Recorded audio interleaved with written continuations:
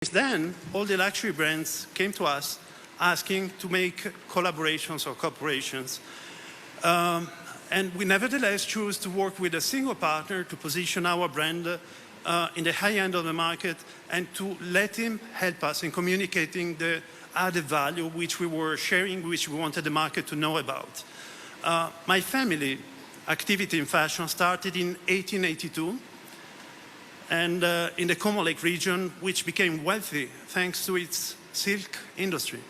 And this is the chance.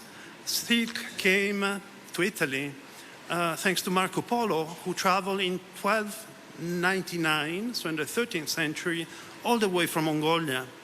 And at that time, the Mongolian Empire stretched from the Danube to Japanese seas, from the Arctic seas to Cambodia, keeping a strong control on over 24 million square kilometers, being the ever biggest empire in the world, covering 1/4 of the global land area at the time known. This has been possible because Genghis Khan, let me say, was a political genius and succeeded in grouping into his own army different cultures once conflicting each other. Why do I tell you this? In his invitation to the forum, His Excellency the Minister Ulan Chultem highlights that the Mongolian Nobel Fiber standard is a priority policy initiative taken by Mofali to set apart finest Kashmir from the rest on international markets. This is the focus we should pay attention to.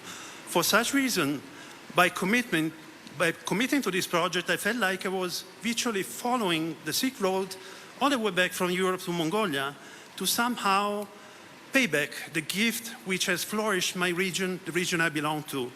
And while I'm sharing with you my feelings, I also keep in mind that Mongolia once ruled the entire world by mastering how to coordinate and synchronize its army's actions, moving it rapidly, thanks also to a responsive and quick communication network, how to take action first in a strategic way, how crucial is the element of supply of a prompt action, how important it is not to waste energies and to focus on what you need to win, the relevance of a good intelligence and, for sure, a good diplomacy. And it's not a joke, but the Vatican in 1241 sent a diplomatic delegation to meet the Grand Khan all the way to Mongolia. It took them a year to travel to Mongolia. That shows me the relevance of good connections and sharing the values of different cultures, which is something which linked our two civilizations since more than 700 years. These are precisely the skills which you need to be successful in fashion. Well, we are convinced that today the Government of Mongolia, introducing the Mongolian Nobel Fiber standard, has created the perfect premises to surprise the market, acting promptly to protect not only its true sustainable Kashmir industry, but also its very delicate national environment, which is threatened at this time because also the climate changes. The definition of certified strict standards in terms of quality and environmental sustainability is mandatory nowadays to create added value to the Mongolian domestic chain of production. And we believe the Mofali and the Mongolian Nobel Fiber standard, along with the Mongolian Cashmere Wool Association, we play an important role in convincing local textile industries to achieve the highest international standards in terms of environmental. Онцгой алдартай ийм хүн байсныг бол нотлон харуулж байдаг. Тэгээд ингэснээр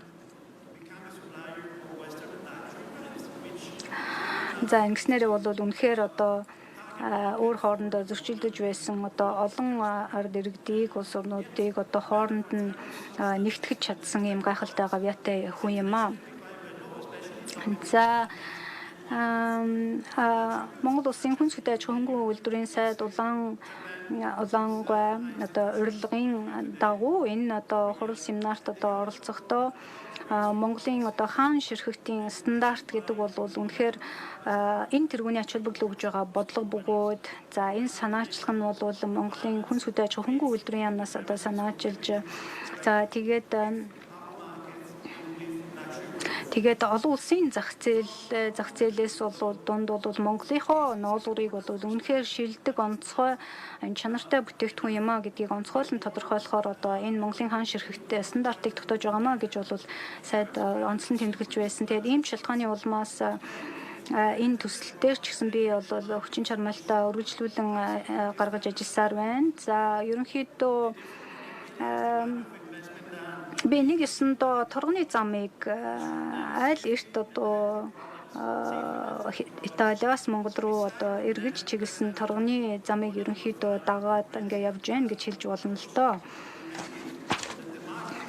За би өөрийнхөө одоо сэтгэлдлийг одоо хуваалцахаас гадна би бас дотроо юу бодож явдаг вэ гэхээр Монгол улс нэгэн удаа бол бүхэл дэлхийг бол эзэгнэж байсан шиг бид өнөөдөр бол хэрхэн тийм ээ одоо энэ үйл ажиллагааг улам сайжруулах вэ гэдэг тал дээр анхаарах хэдэн бас зүйл байна л да. Өөрөөр хэлэх юм бол цэрэг армийнхаа энэ хүчийг тийм ээ одоо уялдуулан хэрхэн сайн уялдуулах боломж байгаа вэ гэдэг шиг тийм ээ. За энэ үүнтэй адилхан илүү одоо хурдан хугацаанд маш үр дүнтэй харилцаа холбоог одоо бэхжүүлж чадсан энэ туршлага дээр хэрхэн цаашаа бид нар эрчтэй урагшлах вэ гэдэг дээр анхаарах байх. За мөн одоо стратегтайгаар хэрхэн одоо үйл ажиллагаагаа анхны алхмаа стратегтайгаар хийх вэ гэдэг нь чухал. Мөн дээрэс нь маш хурдан одоо үйл ажиллагааг өрнүүлснээрээ одоо бусдыг гайхшруулахын нэг чухал боломж байгаад байдаг. За мөн эрчим хүчийг одоо хямгадах, өргүү зарцуулахаас зайлсхийх нь маш их чухал гэдэг нь ойлгомжтой. За мөн дэлхийн түвшний одоо дипломат ажил үйл мөн одоо маш сайн мэдээллийн нөөц боломж одоо байна гэдэг нь маш их чухал юм аа.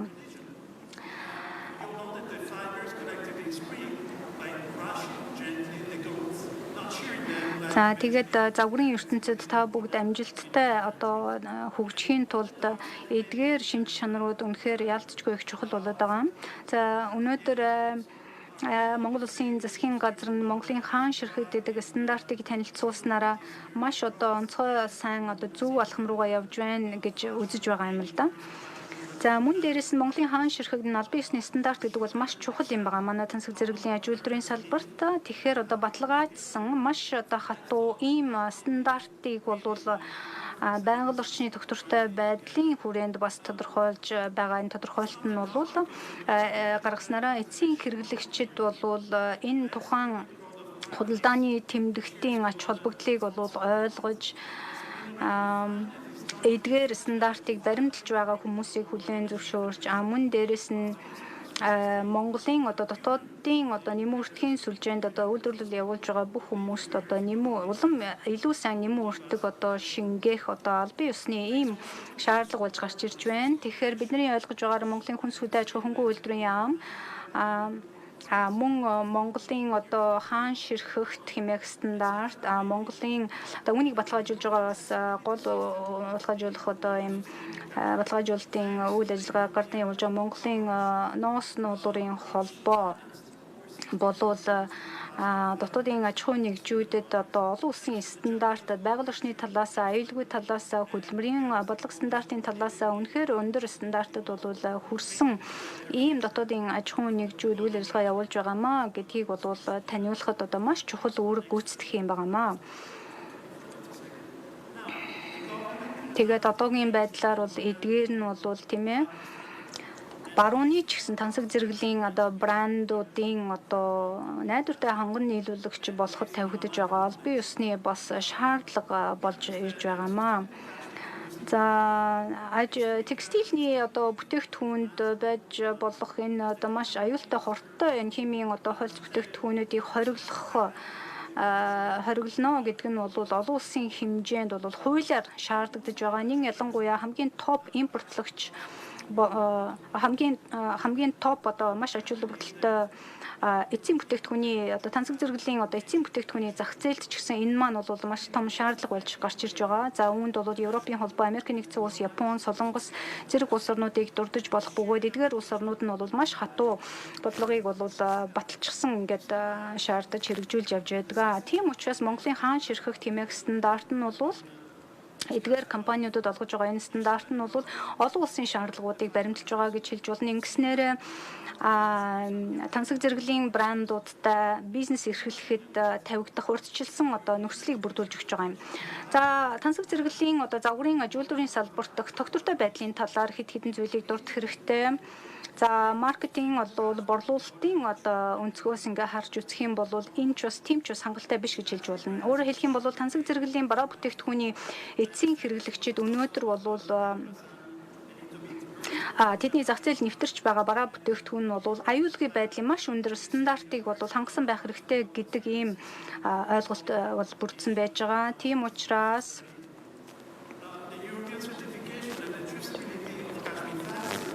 ажилтны салбарынхны хийж байгаа хөрөнгө оруулалтын үн цэнийг бол таньж тогтоож мөн засгийн газрын зүгээс эдгээр нь бол аюулгүй эрүүл мэндэд ээлтэй бүтээгдэхүүн гэдгийг нь хангаж өгөх ёстой юм байнамаа.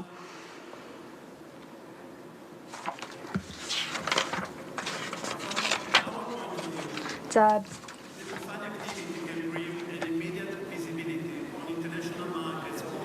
За мөн дээрэс нь Монгол улсын хүйтэн цагууртай холбогдуулан мэдээж хэрэг агаарын хэм болвол нэмэгт хүчээс хасах эдвч хүртэл бол хэлбэлзэж байдаг. Тийм учраас Монгол ямаа гэдэг нь өөрөө хамгийн тансаг зэрэглэлийн нарийн ширхэгтэй уртлаг ийм ширхэгтийг ноолуун ширхэгтийг бол бүрдүүлэх ийм сайхан нөхцөл болж өгдөг байна. Тэгээ энэ нь болох дээр дэлхийд дахинд маш үн цэнтэй эрэлт хэрэгцээтэй бүтээгдэхүүн юм а гэдгийг онцлон тэмдэглэмээр байна. Тансаг зэрэглэлийн брандуудын үзэж байгаагаар бол бусдад өөр давтагдшгүй энэ гайхалтай чанараас гадна тогтвортой байдал гэдэг бол маш чухал хүчин зүйл болж байгаа бөгөөд энэ нь Монголоос гарч байгаа ноолуурын бүтээгдэхүүнийг бол илүү онцгой болгох бөгөөд өөр бусад улс орнуудад үйлдвэрлэгдэж байгаа бүтээгдэхүүнээс бүр онцгой ялгаатай гэдгийг нь тогтоож өгч байгаамаа. Тийм учраас Монголын мал малгааны онцгой нүүдэлчин энэ өв уламжлал, за малчдын мал ахуйгаа хайрлан энэрч малдаг энэ уламжлалт малчдын уламжлалт арга ажиллагаа, за бэлчээрийг төлөв байдлыг хэвийн төвшөнд нь хамгаалах, хяналт үнэлгээ хийх, за хамгийн шилдэг сайн мал малгай зэрэг ийм сайн арга аргачлал нь бол үнэхээр хариуцлагатай малчид гэдэг ойлголтыг төрүүлж байгаа юм. За үүнийг бол мэдээж хэрэг Монголын хүн сүд аж ахуйн хөнгөн үйлдвэрийн яам, Монгол улсын ногоон алт төсөл, за